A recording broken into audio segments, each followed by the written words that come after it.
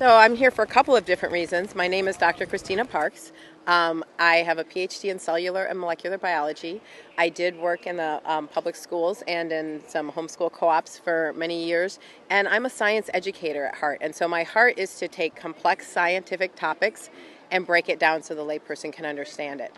And so one of the things that I've been breaking down over the last several years, in fact, I tried to break down other things and nobody really cared, but then when COVID hit, everybody was like, what is going on? Explain this to me. So both COVID and the COVID vaccines, many people don't realize they're a form of experimental gene therapy, which is something that I went to school to really learn the ins and outs of.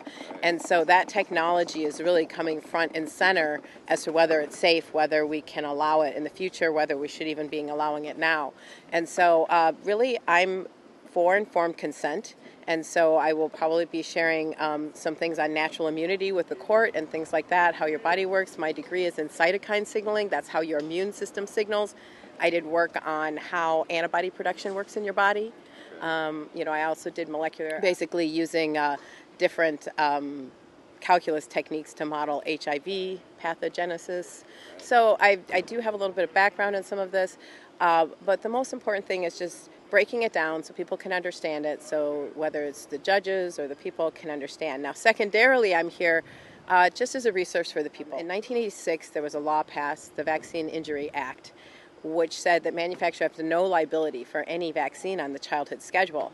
And I had parents that were concerned that were like, my child was injured or they regressed, and I believe it's my duty as a scientist to listen to people and say, do I see plausible mechanism? Well, I did, because when I worked on the immune system, we were still identifying the receptors. There were tons of things we didn't know. And so I was like, what could be going on here? That's my question to ask. So I've done a deep dive into the scientific literature regarding many different types of vaccine, understanding the technology of each different type. And I'm here to really be a resource to parents to understand what their choices are, and to really understand the products that they are using for their children, putting into their bodies, and as well as for the COVID vaccine or any other vaccines. And so I'm here to, and also like if you have some sort of chronic illness, what might be causing that, and how can you support your body in restoring optimal health and function?